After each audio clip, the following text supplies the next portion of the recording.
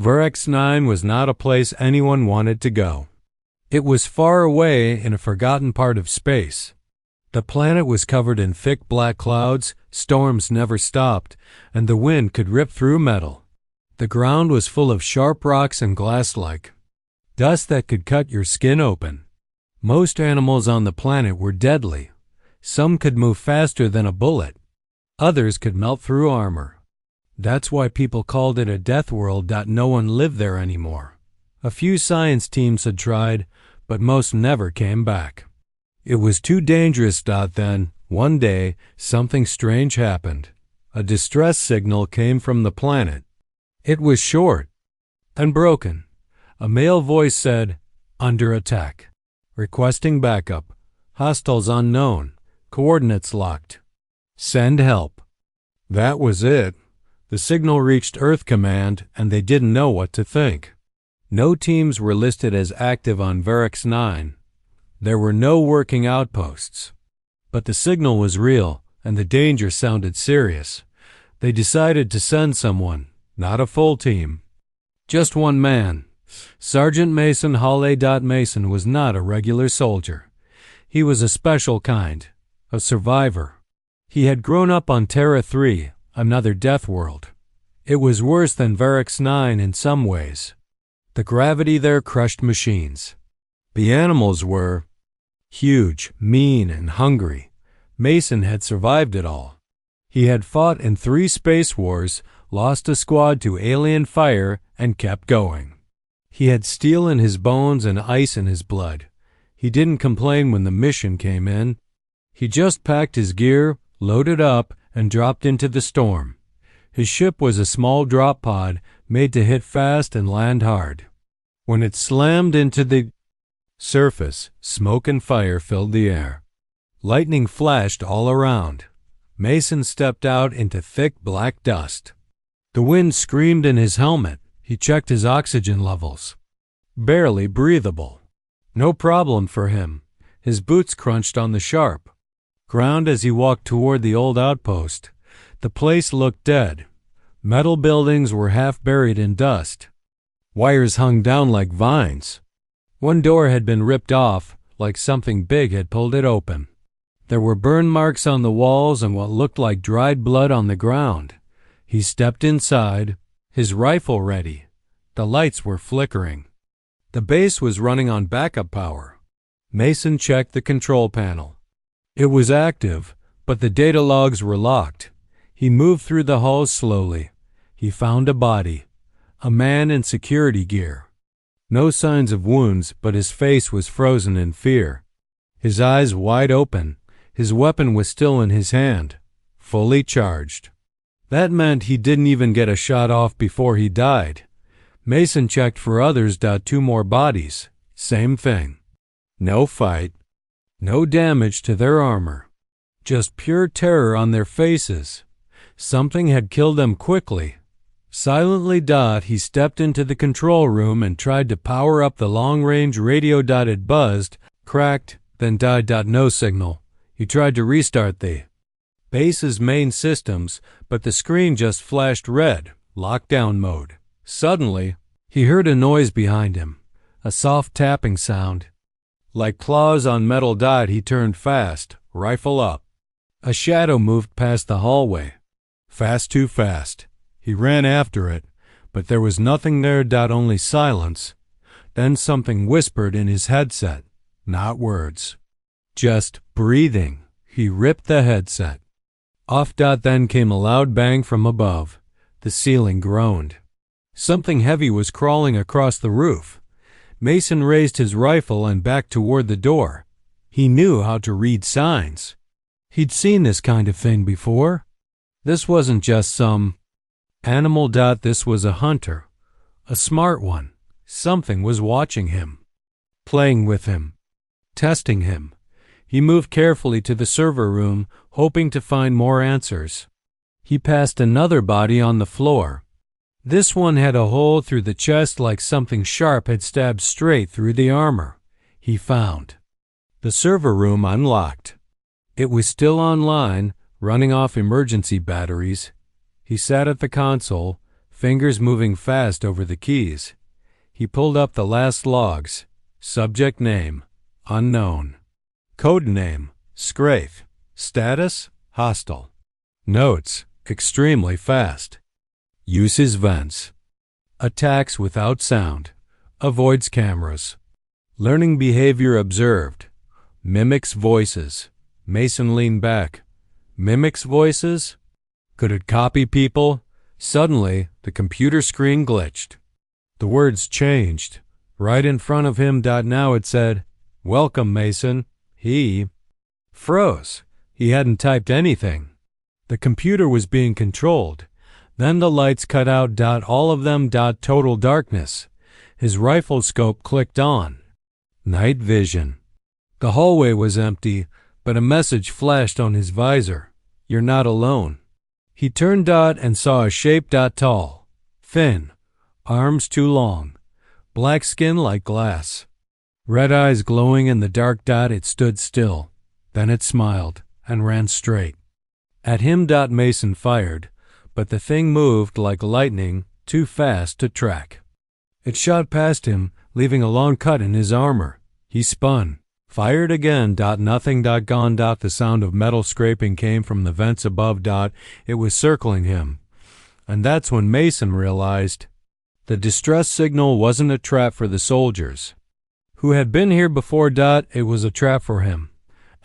Mason stood alone in the dark hallway, breathing slowly, rifle up, eyes scanning everything. The creature had just attacked him and vanished again. It didn't act like a wild animal. It was smart. It didn't charge to kill.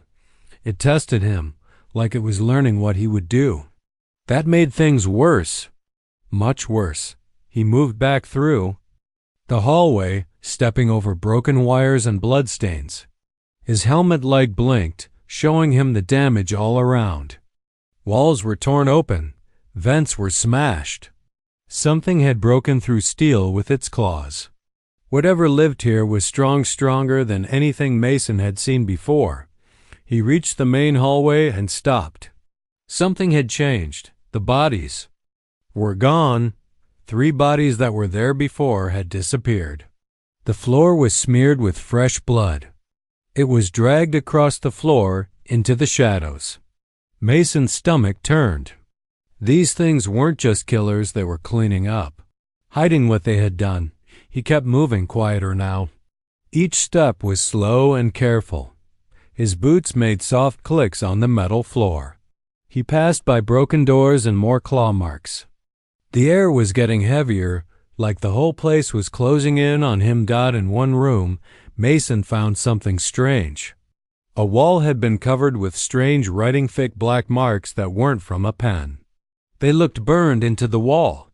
Some of the marks looked like human letters. Others looked like nothing Mason had seen before. He didn't stop to read them. He moved to the command center. The door was jammed, but he forced it open with a crowbar. Inside, the main screen was still working. He checked the log files again. He found a folder named Xenologs Level 5 Only. It was locked. He hacked it. The screen showed shaky video. A soldier was speaking into a camera. "We found the nest, lower levels, dozens of them, maybe more. These things learn. They can copy us. I heard my own voice calling to me, and it wasn't me. I shot 3. Didn't matter. They came back, but different." The screen cut to static. Mason stared for a moment. Then the next file opened by itself. No command. The screen showed a dark hallway. No people. Then, one by one, figures walked into view, all wearing Earth soldier armor. But they walked wrong. Their movements were stiff, unnatural. The camera zoomed in. One of them looked into the lens and smiled. It was the soldier from the last video. But his face was torn open. Mason backed away from the screen. He realized something. These things didn't just mimic voices. They copied people. Skin, voice, gear, everything. Like masks. Suddenly, his helmet made a sharp sound. A voice came through. "Mason, you there?" It's command. We lost your signal. What's your status? Mason froze. He slowly raised his hand to shut off the comm, but then he heard it, his own voice repeating the same words. Mason, you there? It's command. The voice played again. Exactly the same tone. Same pause. Same crackle. It was a trick. He pulled the helmet off. That's when he heard footsteps behind him. Heavy ones. Boots. Real boots. He spun fast, rifle ready. 4 figures were walking down the hall. Soldiers in full earth armor. Their helmets shined. Under the flickering lights, one raised a hand. Sergeant Mason Hawley, the figure said. Stand down. We're reinforcements. You're safe now, but something felt wrong. They were too clean. Too calm. Their armor didn't have a single scratch. One of them wasn't even holding their gun correctly. Mason didn't lower his weapon. How did you land here? He asked. Storm still active. The leader paused, just for a second, then said, Class 9 dropship, storm rated. Mason narrowed his eyes. That class doesn't exist. The figure tilted his head. Doesn't it? Suddenly, the lights went off again. Total darkness. Mason flipped on his night vision, but the soldiers were gone. He turned in circles. Heart pounding. Then one dropped from the ceiling. It wasn't a soldier at all. It was one of the Scraiths, wearing human armor like a puppet, its face twisted open, showing a row of sharp teeth. Mason fired. The round tore through its head, and it crumpled to the floor, but then came the sound. A horrible scream coming from all around. Not just one SK Wraith. Dozens. Mason backed into the hallway, reloaded fast and ran. He knew now he was in the middle of a nest, a big one. And they weren't just hunting him, they were playing with him. He reached a locked door, marked lower levels, containment. He used the access card he'd pulled from one of the bodies earlier. The door opened with a hiss. Inside was cold. Too cold. Frost lined the walls. This place hadn't been touched in months, but something was still alive down there. He walked forward, rifle up.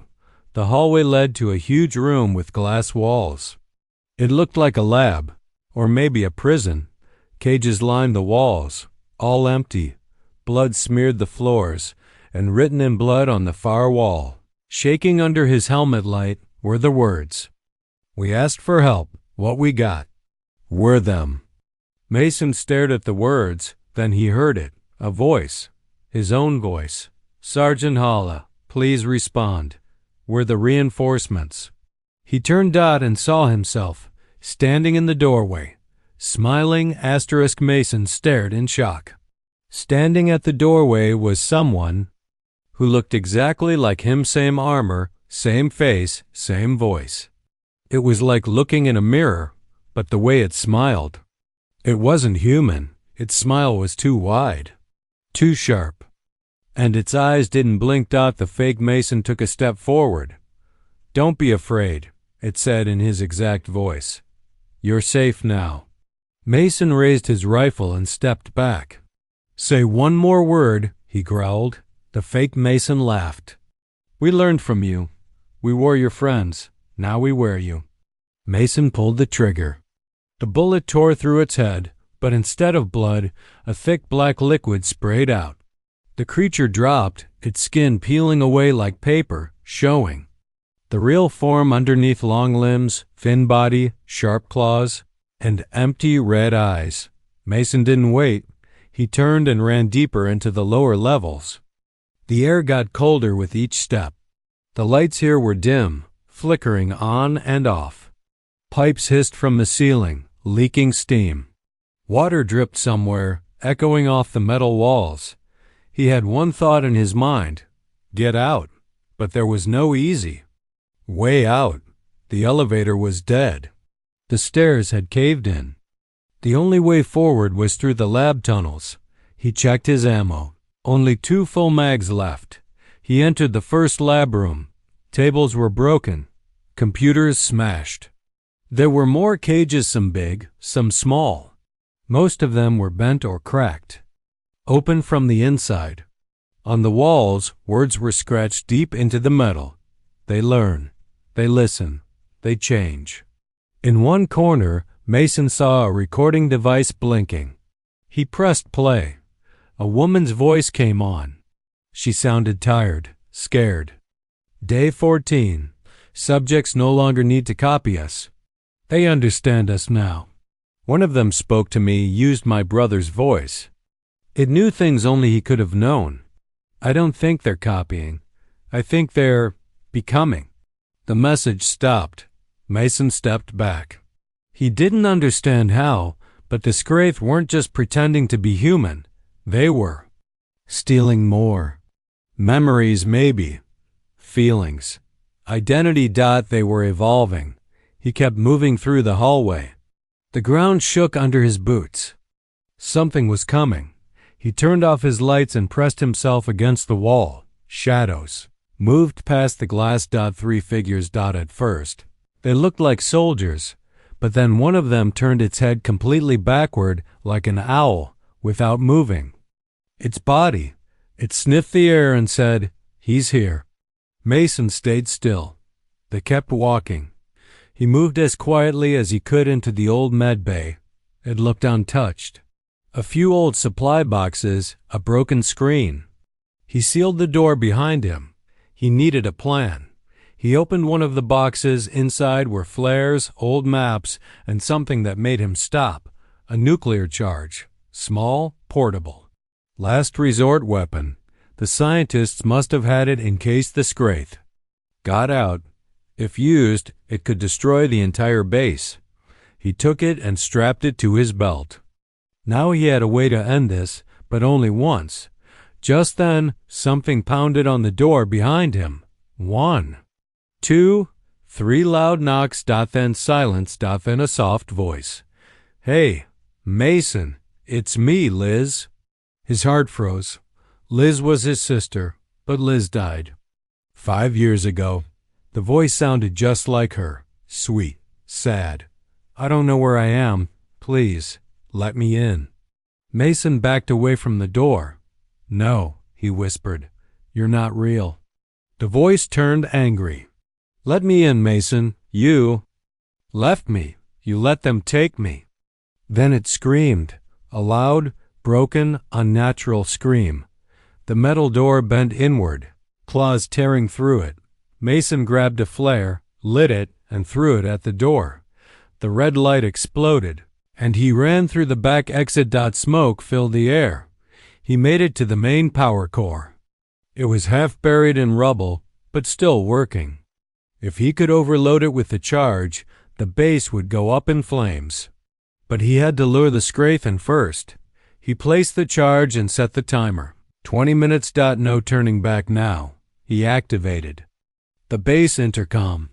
Static buzzed, then his voice went live. "Hey monsters, come and get me. I'm waiting in the fire." Then he waited. 10 minutes passed. He heard them, coming, running, crawling, screaming. Dozens of them.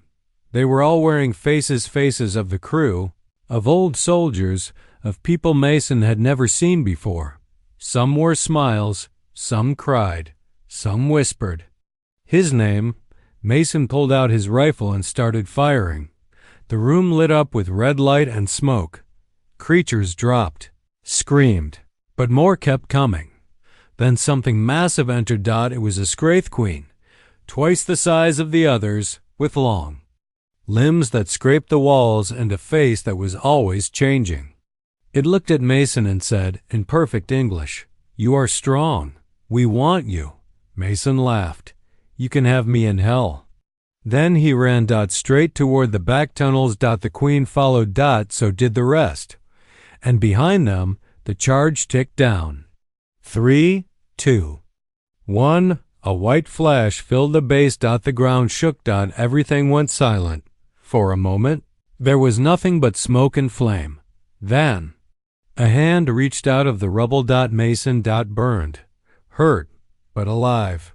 He crawled out of the fire, breathing heavy. looked up at the sky. The storm was breaking. Then, behind him, in the smoke, a voice, his voice, "Sergeant Mason Hawley, please respond." Mason lay on the cold ground, coughing smoke and dust from his lungs. His body ached. The fire behind him still burned, lighting up the broken base. He looked back one last time. The place was destroyed, ripped apart by the blast. The nuclear charge had worked. Or at least he hoped it had. But then he heard it, his own voice, again.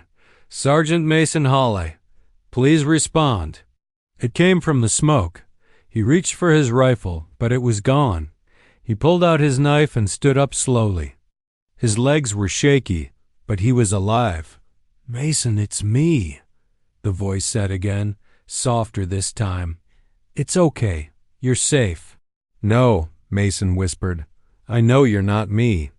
A shape walked through the smoke. It looked like him. Same armor, same wounds, even limping the same way. But it was too perfect. Too calm. It smiled and said, "You survived. Impressive. That's why we want you." "We?" Mason asked behind the copy. More figures stepped out, all wearing human faces. Some were from the base crew. Others he didn't know. Some even looked like people from Earth-famous faces. Forgotten friends. They circled him slowly. The Mason copy stepped closer. "You don't understand what this world really is. You think we're monsters. But we were born here. This is our home. And you, humans, you're the only ones who can survive here." Mason looked around. "You mean the others couldn't?" The copy nodded. "No. The other aliens, the ones who came before you, they died. Couldn't handle the air, the heat, the creatures, the fear. But you keep fighting." "We had no choice," Mason said. "That's what makes you different," it said. "You're not just strong. You're cruel when you need to be. Clever, cold. We call this a death world, but for you, it's just another battlefield." The other copies stared at him. Their eyes glowed red now. Mason clenched his jaw. "If you think I'm going to help you, we don't want your help," the copy said. "We want your kind." "What?" "We let the signal go out, the one asking for reinforcements. We made sure it would reach Earth, and guess what?" The copy grinned. "They're already coming." Mason's blood ran cold. "You tricked them." The creature nodded. "And when they land, we'll meet them. As heroes, they'll never know." "No," Mason said. "I'll stop you." The copy tilted its head. "How?" Mason reached into his belt. He had one more flare. A bright, white one. The kind that burns hot enough to blind. He lit it and threw it into the air. The burst of light exploded like a flashbang. The creatures screamed, covering their eyes. Their skin started to melt under the light. Mason grabbed the nearest rifle and ran. He had to get to the emergency beacon, the real one. If he could send a warning to Earth before they landed, maybe they'd stay away. Maybe they'd nuke the whole planet. He reached the edge of the base. The sky above was clearing. For the first time, the thick storm clouds were moving. A tiny blinking light on the horizon caught his eye. A ship. It was already entering the atmosphere. Too fast. They'd be here in minutes. He sprinted across the open ground, dodging fallen beams and chunks of metal.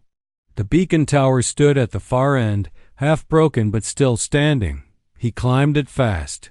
His hands bled from the sharp edges, but he didn't stop. At the top, he slammed his hand onto the control panel. The screen came to life. Warning. Incoming landing ships. Earth reinforcements. ETA. 5 minutes. He hit the override and opened a comlink. "This is Sergeant Mason Hawley. If you're hearing this, turn back. Do not land.